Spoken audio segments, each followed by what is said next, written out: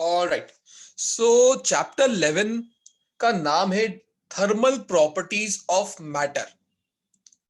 Chapter number 7 का तो most probably आपने टेस्ट दे ही दिया होगा। चैप्टर नंबर 8 पूरा अच्छे से करके रखिएगा। होमवर्क में कोई भी दिक्कत आ रही हो तो कंप्लीट कर लेना, पूछ लेना, बट अगेन लटका कर मत रखना।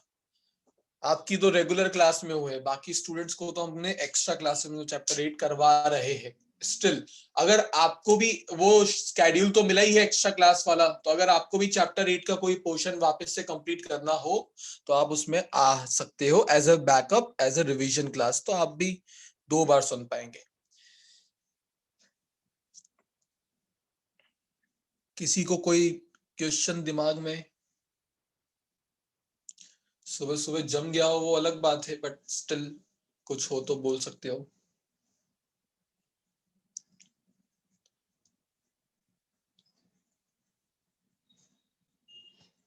Thermal properties of matter, it doesn't matter. ठीक है, now chapter number 11, chapter number 12, chapter number 13, ये तीनों चैप्टर में एक ही बात होने वाली है, हीट, टेम्परेचर।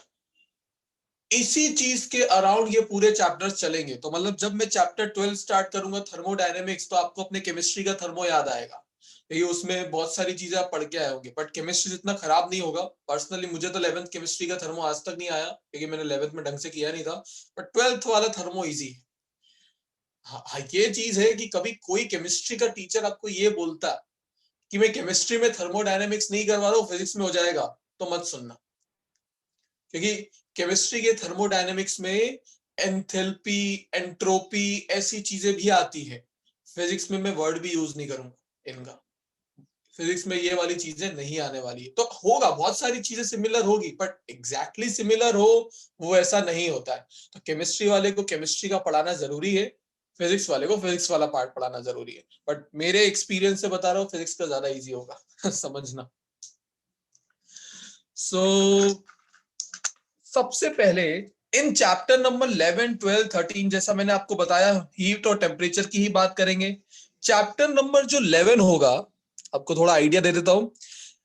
चैप्टर नंबर 11 में हम हीट और टेम्परेचर को कैलकुलेट कैसे किया जाता है वो सीखेंगे। कैसे हीट को कैलकुलेट करें, हीट होती क्या है। अभी आपका तो डेफिनेशन भी नहीं पता आपको, तो हीट का आपने तो 8, 9, 7 में कुछ पढ़ रखा होगा, वो तो अच्छा डेफिनेशन नहीं था। तो हीट क्या होती है, उसको कैलकुलेट कैसे करते हैं, टेम्परेचर क्या होता है उसे कैलकुलेट कैसे करते हैं, वो सीखेंगे। इस पूरे चैप्टर में वही लग जाएगा टाइम। फिर आएगा chapter number 12 which is thermodynamics.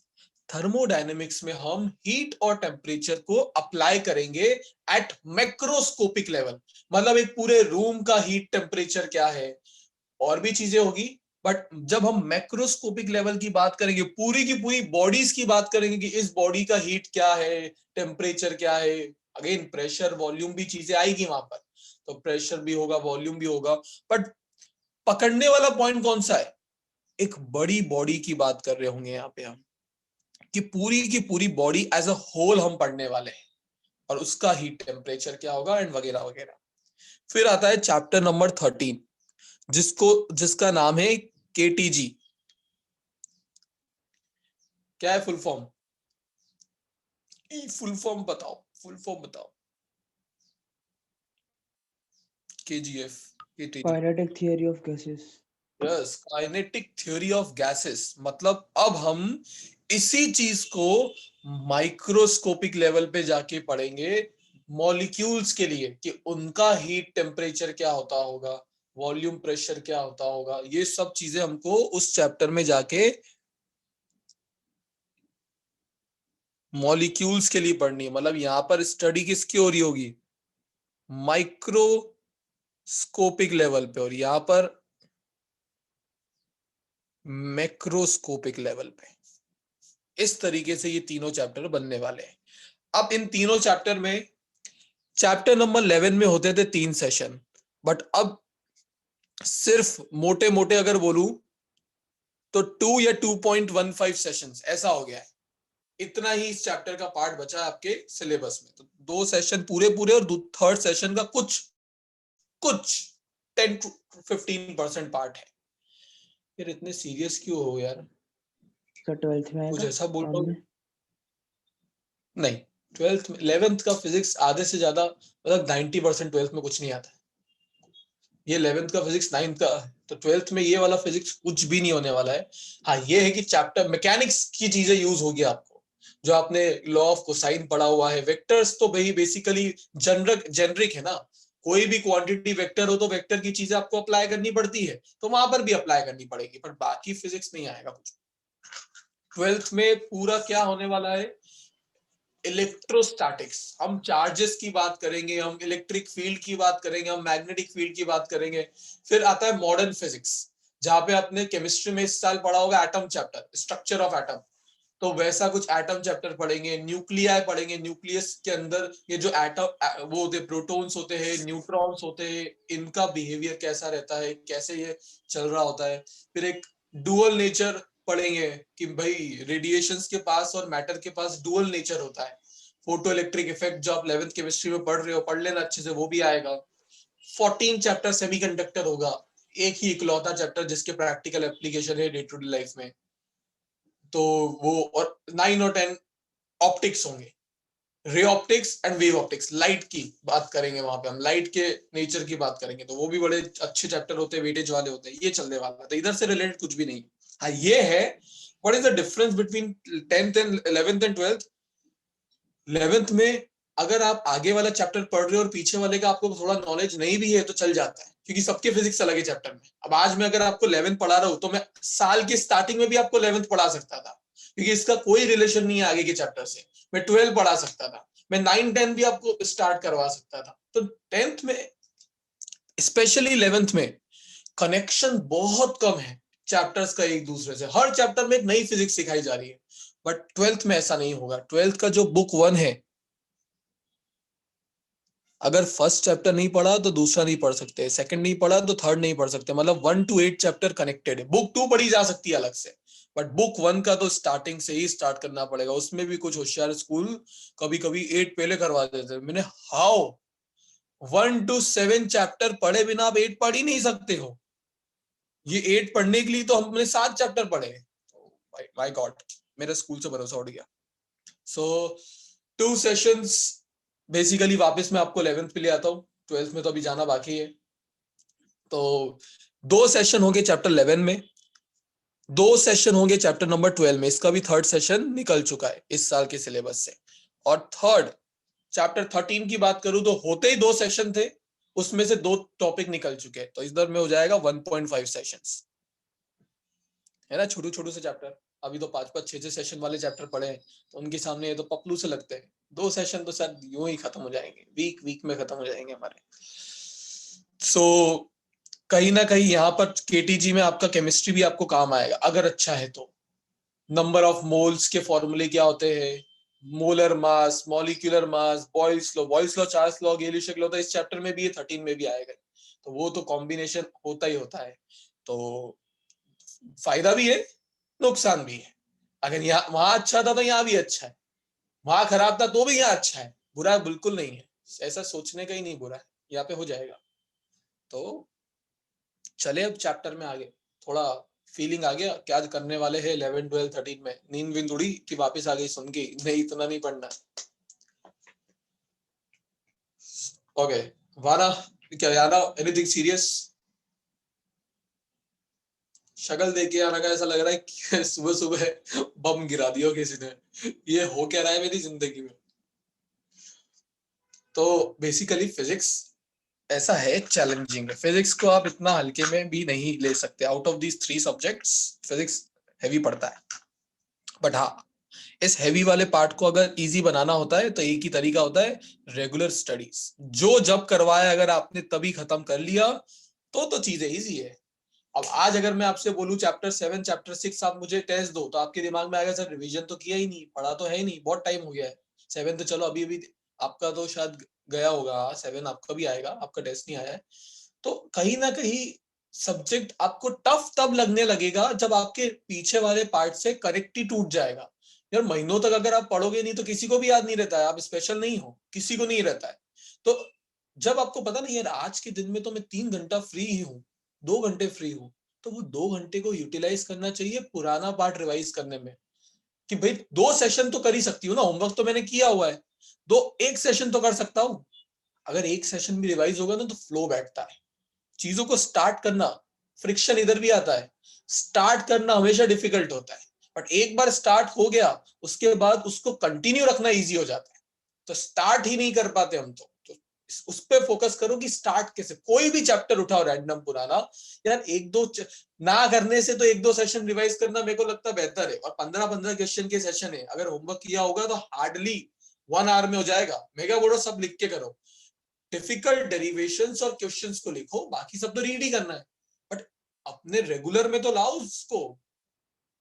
साल भर अगर हम भी नहीं पढ़ाते कोई चैप्टर तो अगले साल पढ़ाने के लिए हमको भी ब्रशअप करना पड़ता है। मेरा फ्लो कैसा होगा, ये चैप्टर बिना फ्लो के पढ़ाऊंगा ना समझ नहीं आएगा, बट अगर मेरे पास मेरा फ्लो रेडी है कि इसी फ्लो में मुझे जाना है तो मैं कॉन्फिडेंट तो तुम्हें ज्यादा चीजें समझ में आएगी।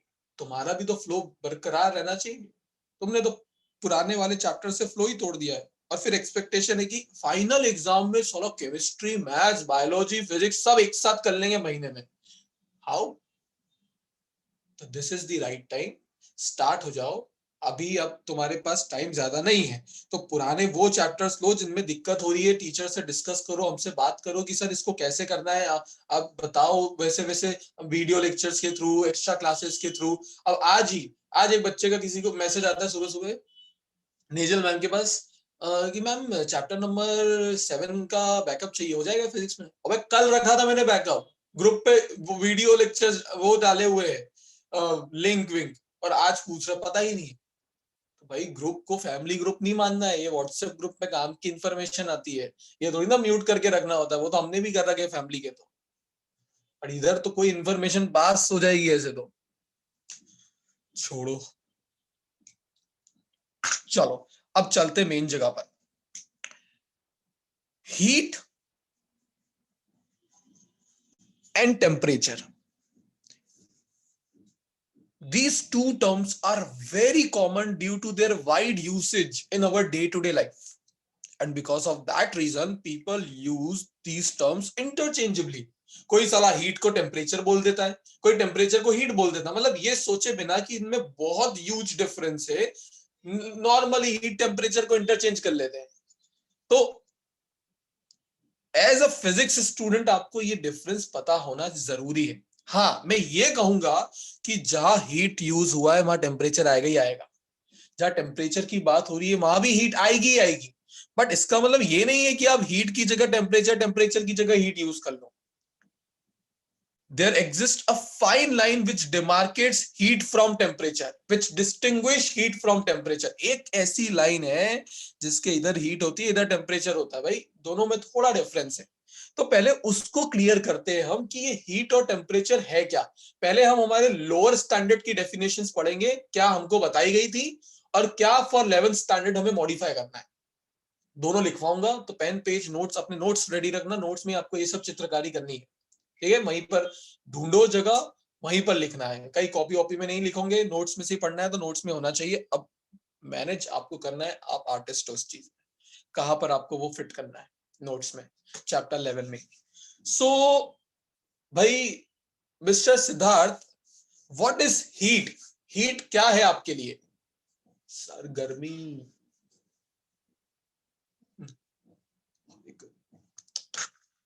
क्या बताया गया था लोअर स्टैंडर्ड में हीट?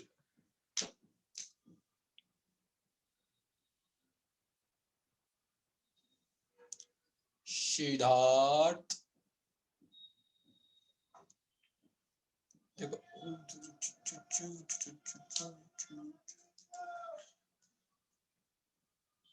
सिद्धार्थ को मेरी आवाज आ रही है? बैठ रहा है, देख रहा है, सुन रहा है, पर रिस्पॉन्स नहीं दे रहा है। अबे तो मैं पूछ रहा हूँ हीट क्या है।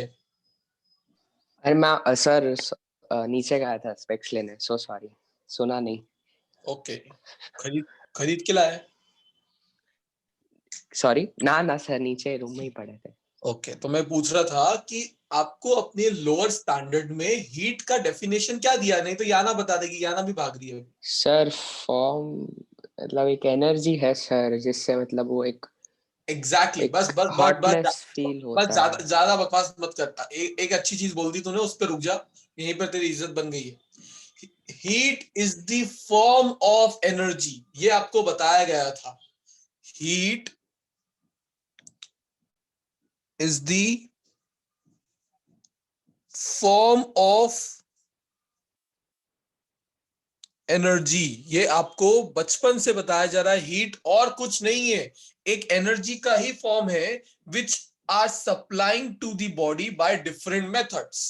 अलग अलग मेथड्स के थ्रू हम एक बॉडी को हीट सप्लाई करते हैं। बट हीट है क्या?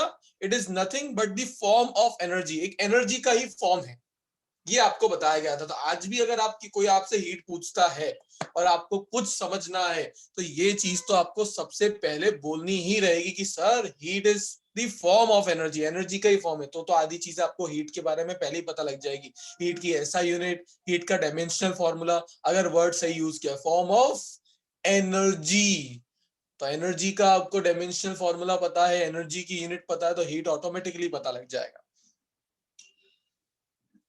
टेम्परेचर क्या होगा फिर?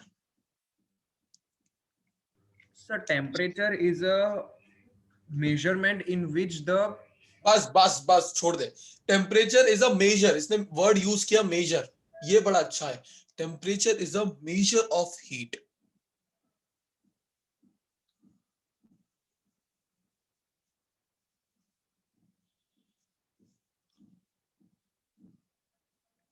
तो हीट क्या है? एक एनर्जी का फॉर्म, और उस एनर्जी का मेजरमेंट क्या होगा?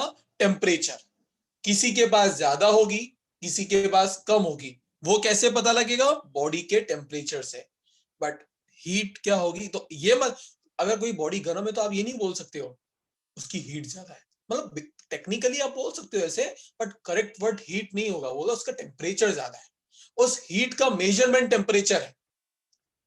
तो हीट क्या है? एक एनर्जी का फॉर्म, और उसका मेजरमेंट क्या है? टेम्परेचर। ये बेसिक आपने पढ़ा था। तो चलो मैं आपको बेसिक डेफिनेशंस लिखवाता हूँ हीट की। Heat is the form of energy, 9th standard वाली बोल रहा हूँ ये समय। Heat is the form of energy that gives us, oh yeah, no. Heat is the form of energy that gives us a sensation, that gives us a sensation of hotness or coldness. याद आया? ऐसे कुछ पढ़ाया गया? Sir module में लिखना ना। हाँ, मॉड्यूल में आजू बाजू बहुत जगह दी हुई है, छोटी छोटी सी जैसे लिखना, अपनी चित्र, मतलब गंदा भी नहीं लगना चाहिए, अच्छा लगना चाहिए, तुम्हें पढ़ने की इच्छा होनी चाहिए। क्या इतना गंदा मत कर देना कि खुद ही ना पढ़ो बाद में, भाई सर क्या बट ये लिखा तो है। दिया हुआ है ना यहाँ पे, हाँ, it is a form of energy which is produces the sensation of hotness और कोल्डनेस। सही में दिया हुआ है सिद्धार्थ, पूरे नोट्स में आंसर्स भी लिखे हुए, फिर टेस्ट में क्यों नहीं लिखते सेम? नोट्स में तो बहुत चीजें दी हुई है, फिर टेस्ट में एज इट इज रेप्लिकेट क्यों नहीं होती है? क्योंकि हमने तो नोट्स की चीजें नोट्स में छोड़ दी होती है, इसलिए मैं बोल रहा हूँ लिखो तो याद रहती है चीजें। Heat is the form of energy which gives us the sensation of hotness and coldness.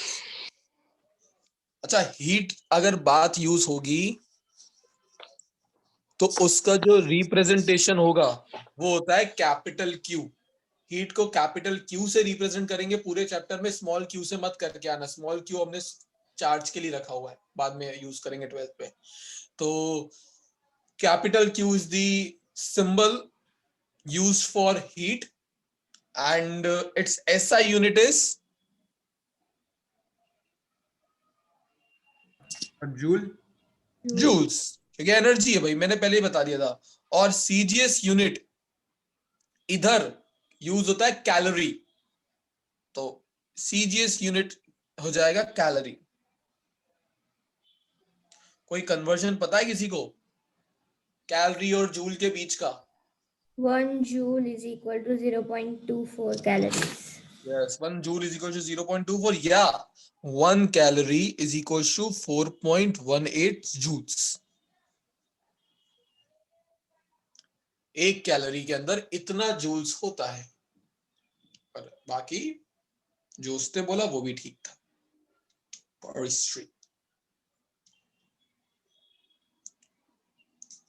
तो heat is the form of energy which gives us the sensation of hotness और कोल्डनेस, एंड टेम्परेचर क्या है?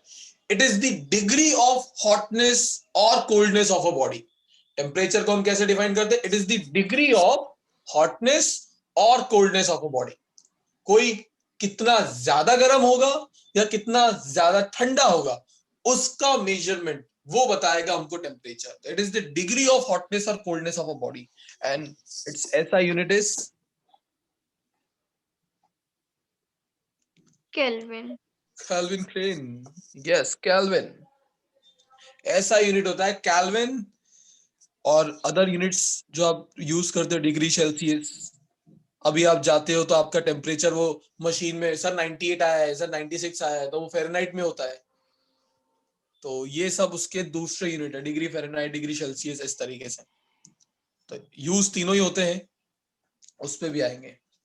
अब थोड़ा चलते हैं microscopic level पे। हो गई 9th स्टैंडर्ड वाली बातें तो हो गई, अब ऊपर ऊपर की चीजें थी कर ली हमने, थोड़ा ज्यादा पढ़ते हैं हम।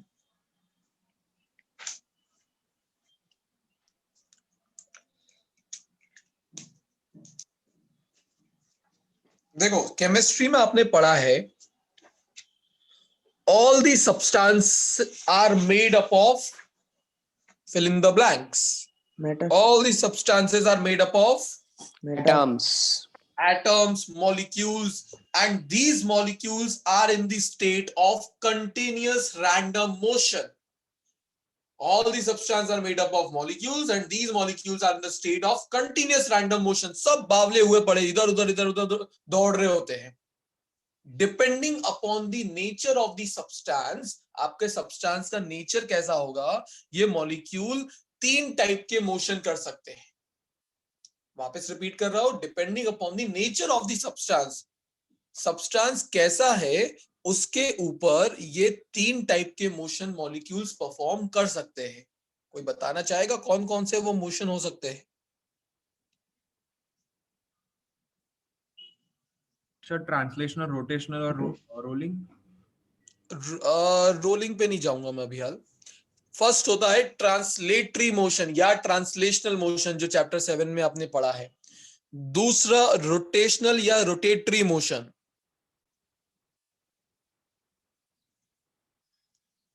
And third one is vibratory motion.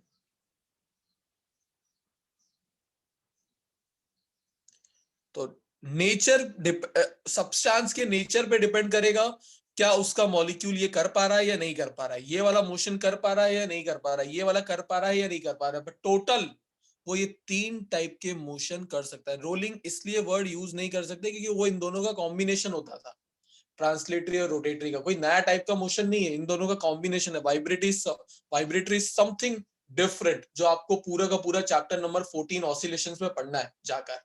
Oscillatory motion, ऐसे सिंपल हार्मोनिक मोशन। तो मैंने बोला भाई सभी सब्सटेंस मॉलिक्यूल से मिलकर बने और ये मॉलिक्यूल्स कंटीन्यूअस रैंडम मोशन में होते हैं। अब आपके सब्सटेंस पे डिपेंड करेगा कि वो ऐसे 3 टाइप के मोशन परफॉर्म कर सकते हैं। वो ट्रांसलेटरी मोशन भी कर सकता है, वो रोटेटरी मोशन भी कर सकता है मॉलिक्यूल, वो वाइब्रेटरी मोशन भी कर सकता है। अब जब हम किसी बॉडी को, ध्यान से सुनना इन सब चीजों को, ये सब अब डेप्थ में जाएगी चीजें। जब हम किसी बॉडी को हीट देते हैं तो इनके जो मॉलिक्यूल के मॉलिक्यूलर मोशंस होते हैं वो फास्ट हो जाते हैं। ये क्या है? उनके मॉलिक्यूलर मोशन। तो अगर किसी सब्सटेंस को आपने हीट सप्लाई दी तो उनके इस टाइप के मॉलिक्यूलर मोशन की गतिविधियां बढ़ जाती है।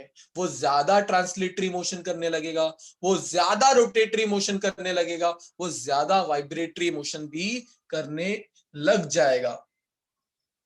तो वहां से हीट का स्टैंडर्ड डेफिनेशन आता है। तो वो डेफिनेशन 11th स्टैंडर्ड वाला होता है जो आपको पता होना चाहिए। तो अभी पूरी कहानी में वापस रिपीट कर देता हूं, फिर मैं हीट का डेफिनेशन लिखवाऊंगा जो आपको याद रखना है। सभी सब्सटेंस मॉलिक्यूल से मिलकर बनते हैं और ये मॉलिक्यूल एक कंटीन्यूअस रैंडम मोशन में चल रहे होते हैं। वो कितने टाइप के मोशन परफॉर्म कर सकते हैं? वो ट्रांसलेटरी भी कर सकता है, वो रोटेटरी भी कर सकता है, वो वाइब्रेटरी भी कर सकता है। अब अगर आप किसी सब्सटेंस को हीट सप्लाई करते हो तो उसके इन तीनों टाइप के मॉलिक्यूलर मोशन इंक्रीज हो जाएंगे। मॉलिक्यूलर मोशन के अंदर ये तीनों आ जाते हैं, ट्रांसलेटरी भी बढ़ने लगेगा, रोटेटरी भी बढ़ने लगेगा, वाइब्रेटरी भी बढ़ने लगेगा। ठीक है, और यहीं से हीट का स्टैंडर्ड डेफिनेशन आता है। तो लिखो हीट का स्टैंडर्ड डेफिनेशन। हीट को हम 11th में कैसे डिफाइन करेंगे? तो heat is the total energy, heat is the total energy, heat is the total energy of molecular motion, heat is the total energy of molecular motion in a substance, heat is the total energy of molecular motion in a substance which is equal to the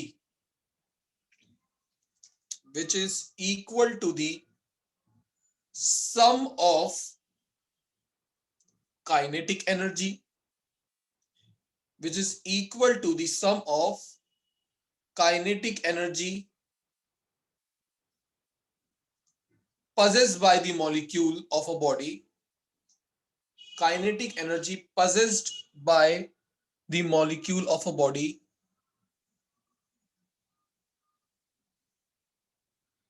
kinetic energy possessed by the molecule of a body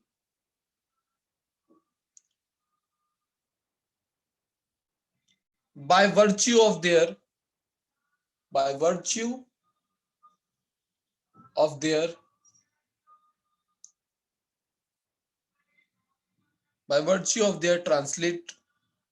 translatory motion, vibratory motion and rotatory motion या rotational motion, TM, VM, RM, translatory motion, vibratory motion या rotatory motion. तो जब आप किसी body को heat देते हो तो उनके इस टाइप के मॉलिक्यूलर मोशन फास्ट हो जाते हैं, और हर मॉलिक्यूलर मोशन के साथ एक टाइप की काइनेटिक एनर्जी एसोसिएटेड है। याद है ट्रांसलेटरी मोशन में काइनेटिक एनर्जी का फॉर्मूला होता था हाफ mv²। रोटेशनल मोशन में काइनेटिक एनर्जी का फॉर्मूला याद है, क्या होता है? Half I omega. Very good, half I omega square. Mass की जगह moment of inertia, linear velocity की जगह एंगुलर वेलोसिटी। और ये अभी आपके लिए क्वेश्चन मार्क ही रहेगा क्योंकि आप इसको पढ़ोगे 14 चैप्टर में जाके। तो एक और काइनेटिक एनर्जी का फॉर्मूला आपको वाइब्रेटरी मोशन में मिल जाएगा। तो जब आप हीट सप्लाई करते हो तो उनके molecular motion becomes fast. Molecular motion मतलब उसकी काइनेटिक एनर्जी ट्रांसलेटरी भी बढ़ेगी, रोटेशनल वाली भी बढ़ेगी और वाइब्रेटरी वाली बढ़ेगी, और इन्हीं तीनों के सम को एक्चुअली हम हीट बोलते हैं। जब इस टाइप के काइनेटिक एनर्जी का हम सम करते हैं तो जो हमको मिलता है वही हमारा हीट का मेजरमेंट हो जाता है, हीट हो जाता है। एक बार अपना डेफिनेशन हीट का देखो, heat is the total energy of molecular motion. Words को करेक्ट करो, सिर्फ लिखो मत। Heat is the total energy of molecular motion in substance, जो किसके बराबर है? It is equal to the sum of kinetic energy possessed by the molecule of a body by virtue of their translatory motion, rotatory motion and vibratory motion. This is the standard definition of heat.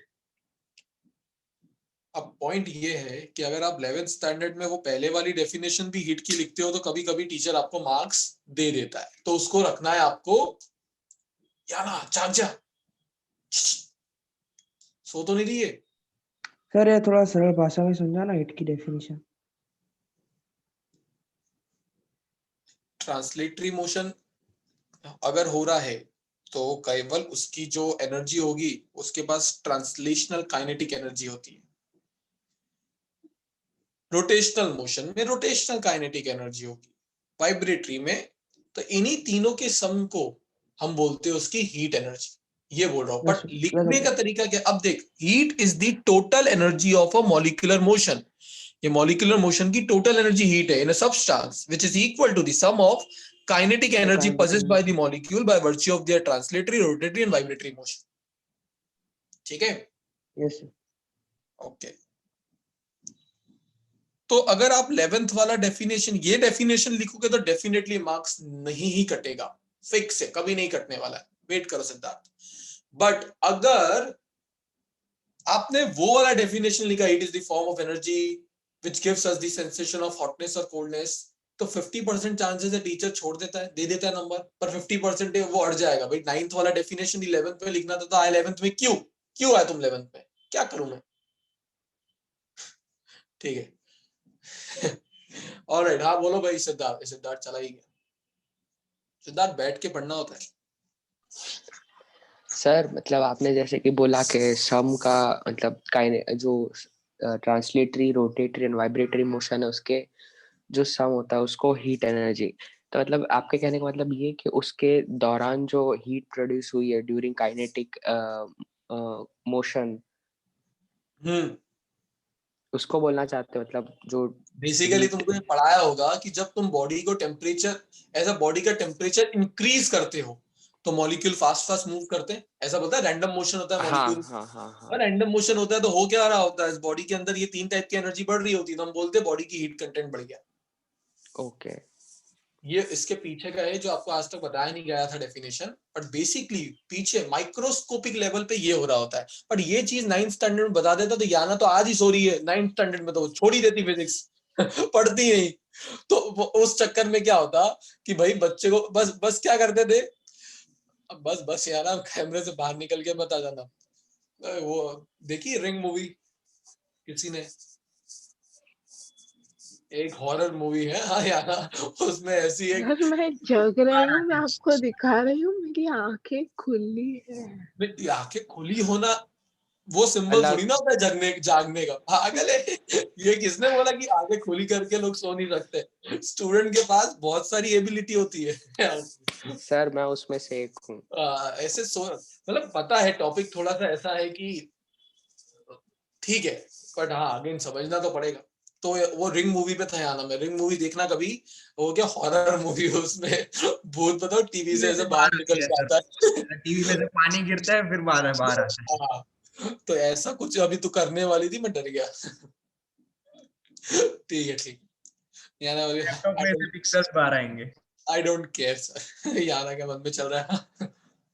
ठीक है, so it's your choice, risk किस पे लेना है आपको, कि आप पुरानी वाली डेफिनेशन लिखना चाहते हो या नई वाली याद करके जाना चाहते हो। मेरा ड्यूटी था आपको बता देना। अब दूसरा, टेम्परेचर के बारे में डेफिनेशन लिखो, नया वाला।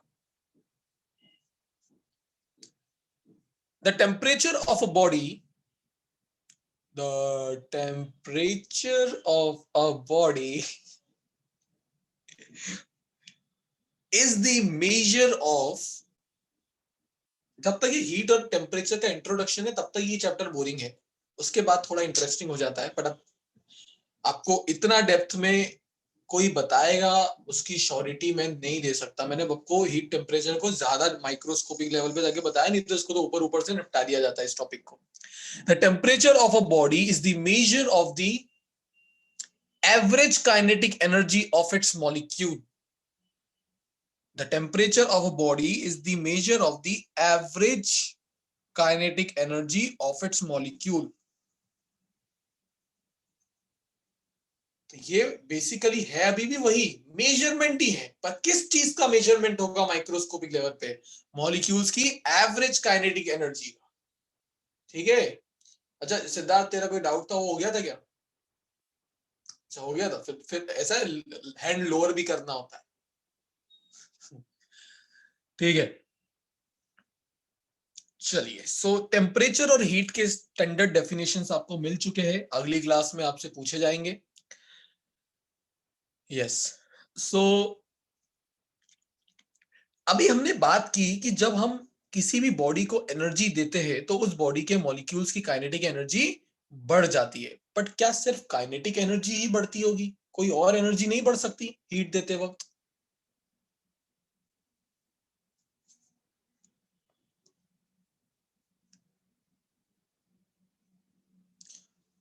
पोटेंशियल एनर्जी भी बढ़ती है। जब आप बॉडी को हीट कर रहे होते हो तो काइनेटिक एनर्जी के साथ साथ पोटेंशियल एनर्जी भी बढ़ती है मॉलिक्यूल्स की। अब इसको इमेजिन कैसे किया जाता है वो समझो। अगर आपने चैप्टर 6 अच्छे से समझा है तो। अब देखो, अभी हाल ये पेन है, अगर मैं इसको थोड़ा ऊपर ले जाके छोड़ दूं तो ये गिर जाता है, ये हम सबको पता है, ये मैं नहीं बताना चाहता था, ये पता है। तो ये है कि जब वो एक एच हाइट पर होता है तो इसके पास कुछ एनर्जी होती है, पोटेंशियल। कितनी होती है वो? अरे पोटेंशियल एनर्जी एच हाइट पे कितनी होती है? ऊपर तो जीरो एम ही है ना। ऐसा करो, सब के सब अपने अपने बाजू से पानी वानी की बोतल कुछ पड़ी हो या कुछ भी हो, तो उस पानी की बोतल में थोड़ा थोड़ा सा पानी हाथ पे लो, उसको बोलते हैं चुल्लू भर पानी। ऐसे जंप मारना है ऐसा जंप मारना है कि निकलो नहीं। और काइनेटिक एमजीएच ही भूल गए, पोटेंशियल एनर्जी। अगर एच हाइट पे कोई बॉडी हो तो उसके पास पोटेंशियल एनर्जी होती है। और आप देखोगे कि जब मैं इसको छोड़ता हूं तो अर्थ उसको अपनी तरफ अट्रैक्ट कर लेती है। बेसिकली आपको मैं ये समझाना चाहता हूं कि जब भी दो चीजों के बीच में फोर्स ऑफ अट्रैक्शन या रिपल्शन प्रेजेंट होगा, तब तब उस सिस्टम के पास पोटेंशियल एनर्जी होगी ही होगी। जैसे स्प्रिंग, स्प्रिंग को आप खींच के लेके जाते थे, जब खींच के लेके जाते थे, छोड़ते थे, तो क्या स्प्रिंग वापस लौट के आती थी? कैसे आई? क्योंकि आपने जो वर्क किया वो स्प्रिंग के अंदर स्टोर हो गया। किस फॉर्म में? उसकी पोटेंशियल एनर्जी के फॉर्म में। फॉर्मूला याद है किसी को स्प्रिंग पोटेंशियल एनर्जी का? चैप्टर 6 स्प्रिंग पोटेंशियल एनर्जी का डेरिवेशन किया हुआ है। सर वो हाफ के के इक्वल्स टू वाला। स्क्वायर, हाफ के x square. Oh my God, मतलब मेरे को लग रहा है पुराना रिवीजन तो तुम्हें जरूरी। और साला अभी यार जब पुराने चैप्टर्स के रिवीजन करवाए थे, कितने अटेंड किए थे आप लोगों? चैप्टर 6 का रिवीजन क्लास हुआ था दिन में, 7 चल रहा है, कर लो। ये 6 में ये हालत पड़ी है। ये फॉर्मूले का डेरिवेशन जो है वो उस चैप्टर का one of the important derivation है आफ्टर कोलिजन। हाफ के x square spring potential energy का, और आपको अभी वो याद नहीं है, स्प्रिंग पोटेंशियल एनर्जी। और सिद्धार्थ, तो नीट जेई नहीं कर रहा?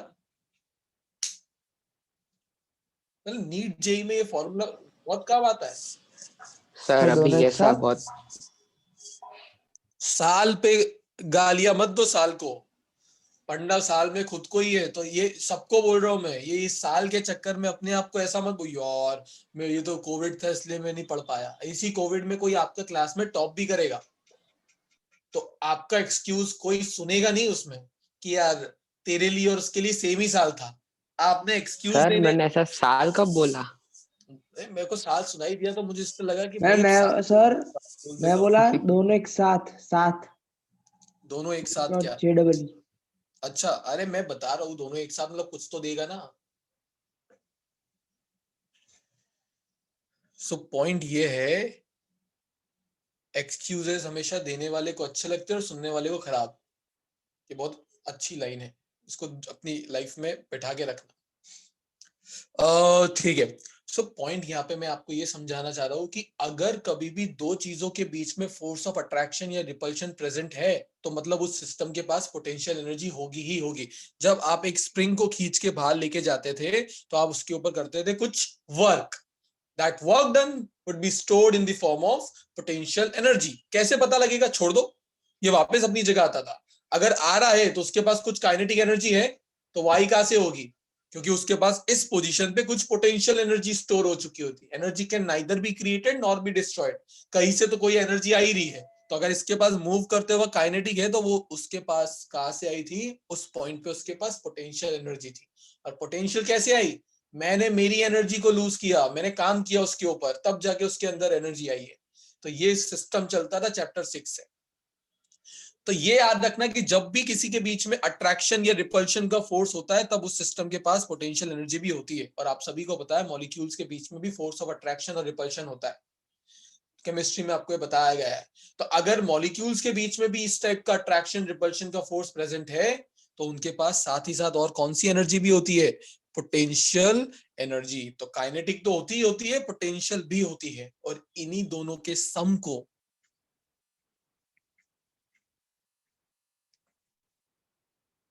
इंटरनल एनर्जी बोला जाता है। थर्मोडायनेमिक्स में वर्ड सुना इंटरनल एनर्जी? ये बहुत बेसिक अंदर जाके चीजें बता रहा हूँ मैं, लोगों मैकेनिकल को नहीं होता सर? वो जब बाहर की बात हो रही है, मैकेनिकल जब बड़ी बॉडीज की बात हो रही है, मूवमेंट बाहर की चल रहा है, मॉलिक्यूल्स लेवल पे वो मैकेनिकल नहीं होता, मॉलिक्यूल्स लेवल पे वो बन जाता है इंटरनल एनर्जी। सुना तो होगा ना first law of thermodynamics, internal energy, heat and work हाँ डन, इसमें तीन चीजें डिनोट होती करते हैं। हैं। तो बेसिकली वापस समझो सिचुएशन, जब आप किसी को हीट ट्रांसफर करोगे तो उस हीट ट्रांसफर के दौरान उसकी काइनेटिक एनर्जी, मॉलिक्यूलर मोशन बढ़ने की वजह से काइनेटिक एनर्जी भी बढ़ेगी और पोटेंशियल एनर्जी भी बढ़ेगी, और उन्हीं दोनों के सम को क्या बोला जाता है उस बॉडी की? इंटरनल एनर्जी, जिसको यू से रिप्रेजेंट करते हो आप थर्मोडायनेमिक्स में। क्या बोला जाता है? Internal energy. और ये बॉडी के अंदर किस फॉर्म में होती है? स्टोर्ड। बॉडी के अंदर सेफ है, स्टोर्ड है। अब इसके आगे की कहानी बताता हूं, जो मुझे सुन के तो बड़ा मजा आया था, कि जब आप ऐसी दो बॉडीज जिसके बीच में टेम्परेचर का डिफरेंस हो, उन्हें कनेक्ट कर दो, मान लो T1 is greater than T2, तो क्या होता है? when two bodies having temperature difference are connected to each other, what will happen? Sir heat तुक्का है। ट्रांसफर। Heat transfer. एक बॉडी की हीट दूसरी बॉडी में ट्रांसफर होने लगती कब तक? जब तक sir until the Equilibrium. concentration is same. जब दोनों का टेम्परेचर सेम Same ना हो ना। जाए, दोनों इक्विलिब्रियम पे ना पहुंच जाए। बट आपको क्या पता ये है कि अभी हाल जो इस बॉडी के अंदर एनर्जी स्टोर्ड थी वो हीट नहीं थी, वो उसकी इंटरनल एनर्जी थी। पर जब वो एनर्जी ट्रांसफर होने लगी तब उसको हीट नाम दिया गया। तो हीट बेसिकली कभी भी यूज नहीं करते, हीट तब वर्ड यूज किया जाता है जब एनर्जी एक बॉडी की दूसरी बॉडी में ट्रांसफर हो रही हो। जब तक वो एनर्जी बॉडी के अंदर थी तब तक नाम क्या था? Internal energy, stored energy. But जैसे ही वो इंटरनल एनर्जी ट्रांसफर होने लगी ड्यू टू टेम्परेचर डिफरेंस, तो उसका नाम क्या रख दिया गया? Heat energy. तो यहां से जब वो हीट यहां जारी होगी तब मैं वर्ड क्या यूज करूंगा? हीट ट्रांसफर हुई है। बट जब वो इसके अंदर स्टोर थी तब तक वो किस फॉर्म में थी? उसकी इंटरनल एनर्जी के फॉर्म में। ये हर किसी को नहीं पता होता है, इसी की वजह से हीट के लिए एक स्टेटमेंट दिया जाता है, हीट इज एनर्जी, आपके नोट्स में भी कही होगा, in transit. Heat is energy in transit. Heat transit, ये जो सिस्टम सिचुएशन मैंने बताया है उसको एक्सप्लेन करती है कि हीट तभी वर्ड यूज किया जाता है जब एक बॉडी की एनर्जी दूसरी बॉडी में ट्रांसफर हो रही हो ड्यू टू टेम्परेचर डिफरेंस। जब तक बॉडी के अंदर होगी तब वो हीट नहीं कहलाएगी, तब क्या होगी वो उस बॉडी की? Internal energy, stored energy. And what is internal energy? Body के मॉलिक्यूल्स की काइनेटिक एंड पोटेंशियल एनर्जी का सम। समझ आया? Sir, ये so यस बोलो। internal energy is converted into heat energy. Convert word use नहीं बोलूंगा, बस नाम चेंज हो गया है सिचुएशन के अकॉर्डिंगली। जैसे मेरा नाम अभिनव है, किस सिचुएशन में? भाई स्कूल में मुझे सब अभिनव बुलाते हैं, इंस्टीट्यूट पे सब मुझे अभिनव से जानते हैं, बट मेरे घर पे मुझे कोई अभिनव नहीं बुलाता। घर पे मेरा नाम है विक्की। तो शुरू शुरू में स्टूडेंट को भी कंफ्यूजन होता था, क्योंकि कपिल सर या लीना इनको आदत है विक्की बोलने की ज्यादातर, तो वो स्टूडेंट के सामने बोल देते तो लगता था दो कोई सर है जिसमें एक का नाम विक्की एक का अभिनव है। अभिनव वाले विक्की को नहीं जानते थे, विक्की वाले अभिनव को नहीं जानते थे, पर उनको पता लगा भाई बंदा एक ही है। तो सिचुएशन के अकॉर्डिंगली नाम चेंज हो गया। मैं थोड़ी चेंज हुआ हूं, घर पे था तो विक्की बोल रहे हैं, बाहर हूं तो अभिनव हो गया हूं। वैसे ही बॉडी के अंदर हूं तो इंटरनल एनर्जी है, बॉडी से निकल के दूसरी बॉडी में ट्रांसफर होऊंगा तो हीट बन जाओ। Heat. चाल से। हाँ भाई सिद्धार्थ तू भी बता दे तेरा निकनेम। निकनेम तो लिखा हुआ है सर, मैं ये बोल रहा था कि मतलब जब भी ऐसा जरूरी है कि सिर्फ हीट ही ट्रांसफर होगी? हीट ही ट्रांसफर होती है, एनर्जी ट्रांसफर हुई ना बच्चे। इधर भी एनर्जी स्टोर्ड है, इधर भी एनर्जी ट्रांसफर हो रही है, बस उस एनर्जी के नाम अलग अलग कर दिए गए। बॉडी के अंदर इंटरनल, बॉडी से ट्रैवल होगी हीट। हाँ तो सर वही पूछ रहा हूँ, हीट के तो कितने सारे फॉर्म है, तो हम उसको सिर्फ हीट ही क्यों बोल रहे हैं जो ट्रांसफर हो रही है? और के कुछ फॉर्म नहीं है, हीट एक फॉर्म। एनर्जी के फॉर्म, सॉरी एनर्जी के तो बहुत सारे फॉर्म्स है ना। अभी हम इसकी बात करेंगे, हीट की, सिर्फ एनर्जी की। कौन से फॉर्म की? हीट की, हीट, क्योंकि हम ओके सर, पढ़ी हीट है। Okay sir. और ये वाला फिनोमेना तो आपने जनरली देखा है। अभी अपने जिस बेंच पे आप बैठे हो, अगर उसमें कोई मेटल का पार्ट है तो उसको हाथ लगाओ, हाथ लगाओगे तो ठंडा लगेगा, बट पूरे टाइम तक ठंडा नहीं लगता है साला। थोड़ी देर के बाद वो ठंडा लगना बंद हो जाता है। क्यों? क्योंकि आपका हाथ होता है हाई टेम्परेचर पे, जो रॉड है वो है लोअर टेम्परेचर पे। जैसे ही कनेक्ट किया तो आपके हाथ के अंदर जो एनर्जी थी वो ट्रांसफर होने लग गई। कहां से कहां पर? रॉड में। कब तक ट्रांसफर होगी? जब तक वो आपके हाथ का जो पार्ट कांटेक्ट में है उसका टेम्परेचर और रॉड का टेम्परेचर सेम ना हो जाए। ठंड में बिस्तर पे भी यही ढूंढ रहे होते हो अब रात में, जब बहुत बने बेड पे जाते हो, मस्त ठंडा हुआ होता है, तो जिस पॉइंट पर आप लेटते हो तब आपको पता लगता है ओए होए ठंडी है। बट एक बार ब्लैंकेट आ गया, लेफ्ट या राइट साइड पे शिफ्ट हो गए बैठ के, तो दूसरे साइड पे जाते वक्त इच्छा नहीं होती, क्योंकि वो तो अभी भी ठंडा ही है। आपने एक जगह पे सोकर उस पूरे पार्ट को आपने इक्विलिब्रियम पर मेंटेन कर रखा है, आपके बॉडी टेम्परेचर पे आ गया है। तो वहां पर भी यही हो रहा होता है, हीट ट्रांसफर। बोलिए भाई सिद्धार्थ। सर आपने जैसे कि बोला कि आप एक मतलब अगर वो ठंडा होगा तो उसको भी वो मतलब थोड़ा हाई टेम्परेचर, अगर अपना हाथ गर्म होगा तो उसको ठंडा करेगा। तो सर फिर वैसे तो हमारा हाथ भी थोड़ा ठंडा होगा ना गर्म से, तो होगा ना, ऑब्वियस क्योंकि सी बात है। इक्विलिब्रियम पे लाना तो वो टेम्परेचर बढ़ेगा और हमारा थोड़ा कम होगा। तो होगा ना, मैं क्या मना कर रहा हूँ, होगा। बट पहले जितना ठंडा लग रहा था उतना ठंडा लगना भी तो बंद हो गया। तो क्योंकि कांटेक्ट में आने के बाद आपका टेम्परेचर सेम हो गया। जब टेम्परेचर सेम होता है तभी हमको चीजें नॉर्मल लगती है। ठंडी या गर्म कब लगती है? जब या तो ज्यादा टेम्परेचर वाली चीज को पकड़ लिया हो या ज्यादा ठंडी वाली चीज को पकड़ लिया हो। वो होता है कंसेप्ट हमारा ठंडे या गर्म का। बट अगर दोनों का टेम्परेचर ही सेम हो जाए तो हमारे लिए तो नॉर्मल है। समझ आ रही है? देखो, ठीक है, गुड, ऑल राइट। तो जितनी भी मैं टेक्निकल बकवास कर सकता था मैंने सब कर डाली। ठीक है, अब मैं ऊपर ऊपर की चीजों पे जाऊंगा, बेसिक बेसिक चीजों पे। पॉइंट नंबर 1 और 2 मैंने आपके एक्सप्लेन किए आज अभी हाल इतनी देर में, कि मेरे को लगता था जितनी चीजें, क्योंकि ये चीज मुझे भी, मेरे को तो सुन के बड़ी स्टॉनिशिंग वाली ऐसी फीलिंग आई थी, वाओ। अगर बॉडी के अंदर स्टोर्ड हो तो उस एनर्जी को बोलो कि इंटरनल, और अगर ट्रांसफर हो रही हो तो ही वर्ड हीट यूज किया जाता है। तो ये सब चीजें अब आप अपने फ्रेंड से जब पूछोगे, चांसेस कम है कि उनको ये पता होगी, और मेरे को आपके ऊपर चांसेस कम लग रहे कि आपको याद रहेगी। इसलिए मैं बोल रहा हूँ कि याद रख लेना, बताई हुई चीज थेनोस का स्नैप ना बन जाए। ऑलराइट, सो टेम्परेचर को मेजरमेंट के लिए हमने अलग अलग सेल्सियस में अलग अलग मतलब स्केल्स बनाई थी, डिग्री सेल्सियस, फ़ारेनहाइट, केल्विन, और एक और स्केल होती रीमर स्केल। तो इनके कन्वर्जन आपने केमिस्ट्री में पढ़े, आपको पता है केल्विन से सेल्सियस में कैसे कन्वर्ट किया जाता है, 273 प्लस माइनस वो करके। तो एक पूरा का पूरा नेक्स्ट पेज पे मैं आपको लिखा हुआ मिलेगा, बस उतना ही याद रखना है कि कन्वर्जन के लिए आपको एक बॉक्स याद रखना है। Temperature in Fahrenheit -32 divided by 180। अब मैं पहले आपको पेज नंबर 149 पे टेबल है वो बता देता हूं। हमने हर स्केल के लिए 2 पॉइंट बना रखे, freezing point and boiling point. Freezing point को आइस पॉइंट भी बोला जाता है और बॉइलिंग पॉइंट को स्टीम पॉइंट भी बोला जाता है। तो अगर आप if you don't know then write it down. So Celsius में फ्रीजिंग पॉइंट किस पर आता है? 0 डिग्री सेल्सियस पे, और बॉइलिंग पॉइंट 100 पर। तो टोटल नंबर ऑफ डिविजन्स कितने बन गए? 0 से 100 तक 100। तो इस तरीके से हमने 100 डिवीजन बना दिए। अब जो चीज सेल्सियस में 0 डिग्री पे फ्रीज हो जाती है, फ़ारेनहाइट में वही चीज 32 डिग्री फ़ारेनहाइट पे जाके फ्रीज होती है। और बॉइल कब होती है? Eight normal temperature and pressure की बात हो रही है, 212 डिग्री फ़ारेनहाइट। तो इनके बीच के डिविजन्स कितने हो गए? आपको टेबल देखना है, बॉक्स देखना, 180 डिविजन्स देख सकते हो माइनस करके। फिर जो चीज केल्विन में फ्रीजिंग पॉइंट 273 पर होता है वही बॉइलिंग पॉइंट 373 पर हो जाता है।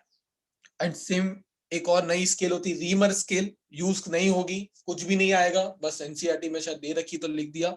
रीमर स्केल में वही चीज 0 डिग्री रीमर पे वो फ्रीज होता है और 80 डिग्री पे बॉईल हो जाता है, और इसके डिविजन हो गए 80।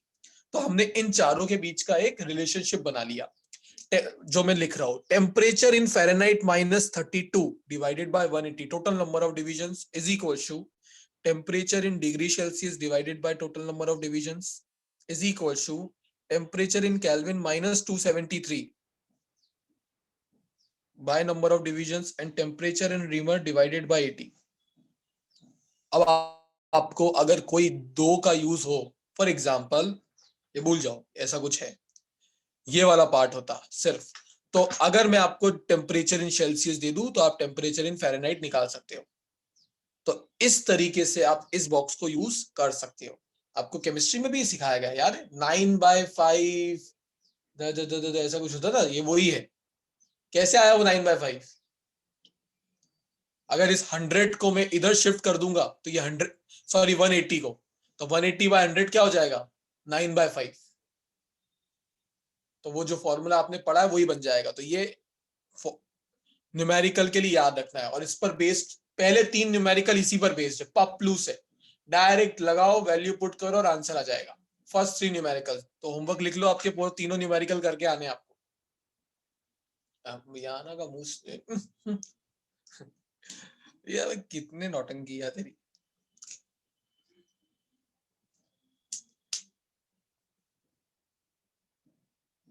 सिद्धार्थ, स्कॉलरशिप टेस्ट दिया था, कैसा गया था? सर एप्टीट्यूड टेस्ट तो बहुत अच्छा गया, बट थोड़ा बहुत प्रॉब्लम फेस हुआ, 2-3 क्वेश्चन ऐसे ट्रिकी थे। थोड़ा बहुत तो होगा ना, सब चीजें थोड़ी इजी हो जाएगी, ऐसा होता वही है। सर, 20 क्वेश्चन में से 20 48,000 के लिए करना पड़ता है सर। 20 क्वेश्चन के लिए में से 5 होते बहुत इजी, 10 होते मॉडरेट, पर 5 होते हैं जिनका लेवल ऐसा आपने पढ़ रखा है, अपने दिमाग लगाए हुए, तो आंसर दे सकते हो। लास्ट 5 क्वेश्चंस ऐसा बनाए जाते पेपर, ठीक है, गुड। और किसी ने दिया था क्या? नो, ओके, दे सकते हो, मतलब इसके लिए आपका वो नेक्स्ट ईयर के लिए रजिस्ट्रेशन करवा के आप ये 15-17 जनवरी तक भी आएगा ये पेपर वापस, second phase of this paper. Sir मेरा मैं इस संडे को देने वाली थी, लेकिन फिर मैच नहीं हुआ, तो नेक्स्ट होगा कब? वो 15 जनवरी के बाद डेट मिलेंगे आपको। सर दूसरी वाली दे सकते हैं? हाँ, दूसरी वाली पहली जिसने दे दी है उसके लिए मुझे आइडिया नहीं है, वो आपको ब्रांच हेड और उधर से ही कांटेक्ट करना पड़ेगा। ओके, ये पेपर सबके अलग अलग बने हुए, बट अगेन शायद एक बार ही ऐसा है, दे सकते हो। Okay sir. करवाओ जल्दी से अपने वो वाले रजिस्ट्रेशन वाले पार्ट और खत्म करो। ऑलराइट ऑलराइट ऑलराइट, चलो अब मैं आपको काम दे रहा हूं 0.4 पढ़ने का, जो आपने पढ़ रखा है, वॉइस law, Charles law, Gay Lussac law, Avogadro law. कोई भी चीज में डाउट है तो पूछ लो, फिर मैं आपको वो ग्राफ बता दूंगा। पॉइंट नंबर 5 भी आपने पढ़ रखा है केमिस्ट्री में, तो पॉइंट 4 एंड 5 के बारे में मैं आपको रीड करो, फिर मैं आपको बताता हूं। आपके पास टाइम है 5 मिनट का।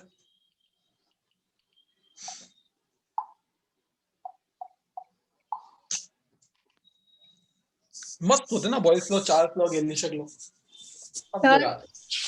यस परिश्री। सर आपने क्या बोला, रिपीट करोगे? वो इंटरनेट कनेक्शन की वजह से ओके वॉइस लैग। परिश्री, मैंने बोला point number 4 and point number 5 आपको रीड करना है। ये कहीं ना कहीं ये पॉइंट आप लोगों ने केमिस्ट्री में पढ़े हैं, तो मैं चाहता हूँ कि पहले आप पढ़ो, फिर मैं इन पे बात करूँ।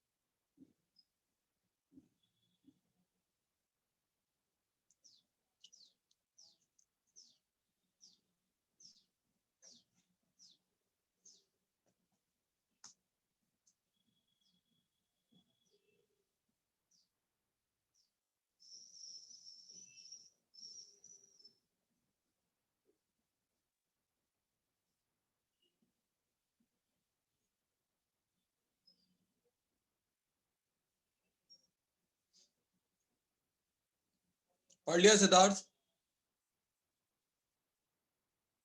ऑलराइट, सो एक चीज तो सबको पता है कि भाई आइडियल गैस इक्वेशन है तो पीवी इक्वल्स टू, आप एनआरटी पढ़ते हो, नंबर ऑफ मोल्स को म्यू से भी रिप्रेजेंट किया जाता है, तो उधर कंफ्यूज मत होना, पीवी इक्वल्स टू एनआरटी बोलो या PV equals to mu RT बोलो, एक ही बात होती है। तो ये आपको याद रखना है। हालांकि इस पे से कोई भी इस चैप्टर में कुछ भी बेस्ड नहीं है, तो सिर्फ रीड करवाया मैंने। ये 13 चैप्टर में वापस से आने वाला है, तब थोड़ा ज्यादा वैल्यू करेगा, बिकॉज तब न्यूमेरिकल्स आते हैं गैसेस की जब बात करेंगे। अब यहाँ पे आपको एब्सोल्यूट जीरो के बारे में बताया गया है। कोई मुझे बताएगा व्हाट इज एब्सोल्यूट जीरो? क्या जानते हो आप एब्सोल्यूट जीरो के बारे में? It is a theoretical concept where the volume of a gas becomes zero. सिर्फ ऐसा ही है, volume of the gas become zero. Pressure also, Pressure भी। और शायद कांस्टेंट भी हो सकते हैं। बेसिकली हमने एक ग्राफ बनाया जिसकी एक्स एक्सिस कर दी गई फिक्स, जिस पर हमेशा क्या होता था, टेम्परेचर। ज्यादा डेप्थ में तो देखो, मैं फ्रैंकली ये केमिस्ट्री का टॉपिक है तो पूरे तो डेप्थ में मैं नहीं जा सकता, बट अगेन जितना फिजिक्स में आ सकता उतना बता देता हूँ। बाकी सब चीजें आप केमिस्ट्री वाले टीचर से भी डिस्कस करेंगे तो वो आपको बताएगा। हमने क्या किया, वाई एक्सिस पे या तो प्रेशर रखा या वॉल्यूम, दोनों में से कोई एक रख सकते हो। फॉर एग्जाम्पल अगर प्रेशर रखते हो तो आपको वॉल्यूम को कांस्टेंट रखना पड़ेगा, और अगर आपने वाई एक्सिस पे वॉल्यूम रखा तो फिर उस पर्टिकुलर गैस के लिए प्रेशर कांस्टेंट रहेगा। मतलब समझ रहे हो? If your graph is pressure versus temperature graph, then volume will become constant. इसको कांस्टेंट ही रखना पड़ेगा, हैज टू बी कांस्टेंट। अरे भाई प्रजापति साहब निकल गए, वापस ज्वाइन कर रहे हैं, ठीक है। सो एक बनाया गया ग्राफ कि गैस के प्रेशर को वो कम करने लगे। तो जैसे वो गैस का प्रेशर कम कर रहे थे, गैस का टेम्परेचर भी कम होगा, इस तरीके से चीजें चल रही थी। बट प्रॉब्लम क्या है प्रैक्टिकली, जैसे कि इसने बताया अभी हाल हमको, याना ने, कि एक सर्टन लिमिट के बाद क्या होता है, आप अगर बहुत ज्यादा प्रेशर कम करने लगोगे तो वो गैस रहेगी नहीं, वो कन्वर्ट हो जाएगी लिक्विड के अंदर। तो उस जगह पर एक थ्योरेटिकल वैल्यू निकाली गई। ये डॉटेड लाइन क्या बता रही ग्राफ में, कि इसके बाद सिर्फ इस लाइन को एक्स्ट्रापोलेट किया, ट्रेस किया गया हुआ है। ग्राफ तो यहीं पे खत्म हो गया था। तो किया क्या, प्रेशर वर्सेस टेम्परेचर का ग्राफ बनाते वक्त गैस के प्रेशर को जीरो बनाने का ट्राई किया। जीरो बनाना मतलब ग्राफ एक्स एक्सिस पे टच हो जाना चाहिए। एक्स एक्सिस पे टच कराने के लिए वो प्रेशर कम करते गए, टेम्परेचर कम होता गया, प्रेशर कम करते गए, टेम्परेचर कम होते गया। एक पर्टिकुलर वैल्यू यहाँ पे जाके मिला जहां पर पूरा का पूरा प्रेशर क्या हो जाता है, zero, which is not practically possible. अभी ऐसा नहीं है कि ये प्रेशर जीरो हो ही जाएगा, ये सिर्फ एक्स्ट्रापोलेट करके ग्राफ बनाया गया है। यहाँ पे जो टेम्परेचर मिलता है उस टेम्परेचर का वैल्यू आया -273.15 डिग्री सेल्सियस, जिसको नाम क्या दिया गया, एब्सोल्यूट जीरो, क्योंकि इससे नीचे टेम्परेचर नहीं जा सकता। वॉल्यूम और प्रेशर जीरो हो सकता है, नेगेटिव में नहीं जा सकते, तो इससे नीचे ग्राफ नहीं जाएगा। तो इस वैल्यू को नाम दे दिया गया एब्सोल्यूट जीरो, जो इस पूरे बोल सकता हूं यूनिवर्स में लोएस्ट पॉसिबल टेम्परेचर है। मतलब इससे ज्यादा टेम्परेचर पॉसिबल नहीं है। अगर ये टेम्परेचर अचीव हो गया, all the molecular motion stops. जो मॉलिक्यूल जहां पर है वो वहीं रुक जाएगा, इतना कम टेम्परेचर है। सोच लो ना यार, -273.15 डिग्री सेल्सियस, और उस टेम्परेचर को क्या बोला गया, एब्सोल्यूट जीरो। वो टेम्परेचर जिस पर प्रेशर या volume of the gas zero हो जाता है, दूसरे वाले को कांस्टेंट रख के। तो दो डेफिनेशन होते हैं एब्सोल्यूट जीरो की। फिजिक्स के लिए मैं सिर्फ वो दो डेफिनेशन याद रखने को बोलूंगा आपको नेक्स्ट पेज पे। Absolute zero is the temperature at which pressure या volume of a gas become zero, keeping volume और प्रेशर कांस्टेंट। मतलब प्रेशर वर्सेस टेम्परेचर का ग्राफ है तो वॉल्यूम कांस्टेंट रहेगा, और वॉल्यूम वर्सेस टेम्परेचर का ग्राफ है तो प्रेशर कांस्टेंट रहेगा। कोई भी गैस हो, गैस ए हो, गैस बी हो, गैस सी हो, गैस डी हो। Sir can you repeat what you said, क्या कांस्टेंट रहेगा इन ग्राफ? प्रेशर का ग्राफ है तो प्रेशर तो कांस्टेंट नहीं रख सकता, उसको तो चेंज करवा रहा हूं मैं। तो प्रेशर का ग्राफ होगा तो वॉल्यूम कांस्टेंट रहेगा, हम वॉल्यूम को कांस्टेंट रखेंगे। और अगर मैं एक ग्राफ किसी गैस के लिए वॉल्यूम के साथ बना रहा हूं, वॉल्यूम वर्सेस टेम्परेचर, तो फिर मुझे प्रेशर को कांस्टेंट रखना पड़ेगा। ये है। तो ये तो सर तो फिर y एक्सिस पे क्या, x एक्सिस पे क्या लेंगे? अगर आपने y पे v लिया है तो वॉल्यूम, अरे टेम्परेचर। -273 है क्या? अच्छा हाँ, okay okay okay, with respect, हाँ समझ गया, सॉरी सर। ठंडी है, टेम्परेचर कम हो गया तेरा भी। -273.15 degree Celsius is the value of absolute zero. ये वो टेम्परेचर है जहां पर सभी मॉलिक्यूलर मोशन रुक जाते हैं। ये प्रैक्टिकली तो I don't think so achieve हुआ है अभी तक, बट अगर हुआ तो पहले से निकाल के रखा गया है, इतना ही होगा। जैसे एस्केप स्पीड का वैल्यू क्या था? 11.3 किलोमीटर पर सेकेंड। वैल्यू निकाल के रख लिया गया है, पर प्रैक्टिकली भी पॉसिबल नहीं कि कोई हमारे पास ऐसा ऑब्जेक्ट और डिवाइस हो जिससे अर्थ से मैं किसी ऑब्जेक्ट को फेंकूं और इतनी स्पीड दे पाऊं कि वो अर्थ की ग्रेविटेशनल फील्ड को क्रॉस कर दे बिना एक्सटर्नल सप्लाई के। रॉकेट्स में तो कंटिन्यूअसली एक्सटर्नल सप्लाई होता है, वैसे ही इसका भी वैल्यू निकाल के रख लिया गया है कि भाई लोएस्ट पॉसिबल टेम्परेचर अगर पॉसिबल है अर्थ पे तो ये -273.15 डिग्री सेल्सियस ही होगा। इससे ज्यादा कम टेम्परेचर पॉसिबल नहीं है। क्या होगा इस टेम्परेचर को अचीव करने पर? जो जा है वहीं रुक जाएगा, एब्सोल्यूट जीरो। पूरा मॉलिक्यूलर मोशन, मतलब मॉलिक्यूलर लेवल पे जाके भी मॉलिक्यूल्स मूव नहीं करेंगे, सब वहीं पर रुक जाएंगे। उसको हम बोलते हैं एब्सोल्यूट जीरो। इससे ज्यादा इसमें कुछ याद नहीं रखना है, कुछ भी। अब एक्चुअल चैप्टर स्टार्ट होता है यहां से, जो आपको एग्जाम में आता है। यहां तक तो चीजें जो थी वो मुझे समझानी जरूरी थी, क्योंकि हीट और टेम्परेचर को समझे बिना आप आगे बढ़ोगे तो आप यूजलेस हो जाते हैं। इस चैप्टर में हम यूजलेस फील करते हैं।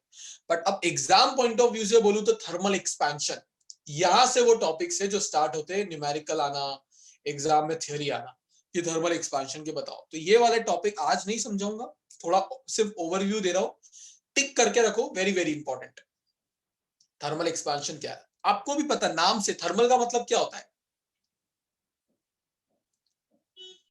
सर जो पहनते हैं? हीट। नहीं, हीट वाला। हीट वाला, वैसे ही है।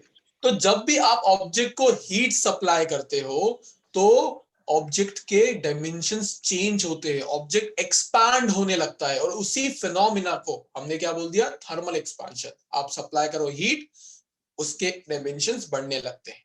अब ऐसा होता क्यों होगा वो भी आपको पता होना चाहिए। देखो, अगर एक सपोज करो ये बॉडी है जिसके अंदर एटम्स के बीच का नॉर्मल जो डिस्टेंस होता है वो फिक्स होता है, बट जब मैं इसको हीट सप्लाई करूंगा तो ये वाइब्रेट करने लगेंगे, अपनी अपनी जगह पर तेजी से वाइब्रेट करने लगेंगे। Because of this vigorous vibrations ये क्या करेंगे? अपने बीच का एवरेज डिस्टेंस बढ़ा लेते हैं। जो एवरेज डिस्टेंस यहाँ पे था वो थोड़ा सा बढ़ जाएगा, इतना हो जाएगा। बार बार खींच, जैसे रबर की तरह है ना, रबर को खींचोगे अनस्ट्रेच करोगे, फिर खींचोगे अनस्ट्रेच करोगे, तो थोड़ा बहुत डायमेंशन रबर का बढ़ जाता है। वैसे ही मॉलिक्यूल्स के बीच का, एटम्स के बीच का डिस्टेंस भी बढ़ जाता है जब वो बहुत तेजी से वाइब्रेट करने लगते हैं। तो ऐसे दो एटम्स के बीच का, मॉलिक्यूल्स के बीच का डिस्टेंस बढ़ने लगा तो ओवरऑल आपको बॉडी के थोड़े से लेंथ में इंक्रीमेंट दिखता है। तो जो लेंथ टेम्परेचर टी पे एल थी, वही थोड़ा टेम्परेचर बढ़ाने पर कितनी हो जाती है? एल प्लस डेल्टा है। तो this is the cause of expansion. बहुत ज्यादा साइंटिफिक नहीं है, बेसिक है, और नीचे नोट्स में दिया भी है, तो पढ़ो और पूछो उसमें से डाउट्स। पहले नीचे जो कॉज वाला पार्ट दिया है, कॉज ऑफ एक्सपेंशन। सर थोड़ी और हीट बढ़ा दी तो एल तो रहेगा ही नहीं ना? हाँ, थोड़ी और हीट बढ़ा दी तो एल तो रहेगा ही नहीं ना? कभी भी एक्सपेंशन बहुत बड़े बड़े नहीं होते हैं। कभी ऐसा नहीं होगा कि 10 मीटर की लेंथ 20 मीटर की हो जाए, ऐसा कभी नहीं होने वाला। अरे सर मैं एक्सप्लोजन की बात कर रहा हूँ, एक्सपेंशन की ऐसा नहीं। थोड़ी बात कर रहे हैं, तू भी तो लॉजिक समझ में, थोड़ी बम फोड़ने में लगा हुआ। सामने मेरे नाते दिखता हो, देखो मैं कि यार आग लगा के चीजों को उड़ा देंगे अपने। हीट एक जब तक हमारा ऑब्जेक्ट की फिजिकल केमिकल प्रॉपर्टीज अफेक्ट नहीं हो भाई, वो जिंदा भी रहना चाहिए। उस पर मेरे को पढ़ना है, स्टडी करनी है, स्टडी टेबल है मेरी, मैं तो हीट कर रहा था, बढ़ गया वो तो। सो इसके बारे में डिटेल में तो नेक्स्ट क्लास में जाऊंगा। बट क्या होता है थर्मल एक्सपांशन? 3 टाइप के थर्मल एक्सपांशन होते हैं, लीनियर, एरियल, वॉल्यूम। ये 3 टाइप के होते हैं expansion based on their dimensions. और कॉज मैंने आपको बता दिया कि भाई कॉज क्या है। At any given temperature molecules और atoms in the solid are at equilibrium distance from each other by force of attraction. On increasing the temperature, the amplitude of vibrations of molecule or atom increases, and hence average interatomic separation increases. This leads to expansion. Easy. ठीक है। तो expansion, thermal expansion क्या basically, जब भी आप object को heat दोगे, because of this heat body के डायमेंशंस बढ़ने लगते हैं, तो उसको, उस फिनोमिना को हम बोलते हैं थर्मल एक्सपेंशन। 3 टाइप के होते हैं, वो टाइप में नेक्स्ट क्लास में डिटेल में डिस्कस करूंगा ही, और कॉज मैंने आपको अभी बता दिया। Okay okay, sayonara, bye bye bye sir. Bye bye bye bye. इतने से पार्ट में यहाँ एक्टिव हुई थी बस। बाय।